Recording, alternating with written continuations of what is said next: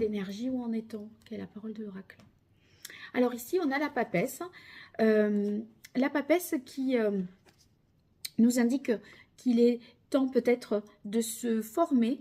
Il y a aussi un sentiment, je vois l'énergie d'après, donc il y a peut-être un sentiment de solitude au travail. On se sent peut-être isolé parce qu'on est le seul ou la seule à faire une formation, ou on arrive un peu là comme un cheveu sur la soupe, dans la mesure où l'énergie d'avant c'était la lune. Il semblerait que la période d'avant, elle ait été un petit peu confuse, troublée, on ne savait pas où on mettait les pieds, il y a eu des peurs. Et donc là, on y est, on y va, on rentre dans cette année 2025 un petit peu à tâtons sur... voilà, c'est comme si on voulait se faire tout petit, toute petite, une petite souris là, entre cette papesse et cette ermite. Et on commencerait visiblement par des apprentissages.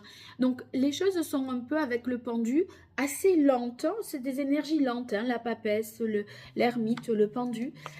Ça met du temps à, voilà, à se mettre en place en fait. L'empereur dans vos difficultés montre que c'est instable, c'est peut-être un peu approximatif.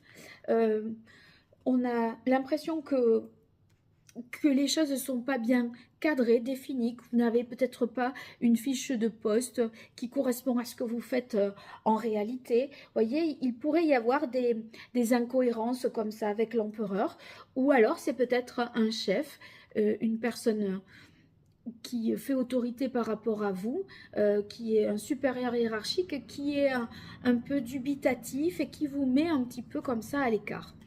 En atout, vous avez le jugement. Bon, il y a des prises de conscience quand même, et on voit que les choses vont... Enfin, il va y avoir comme un déclic,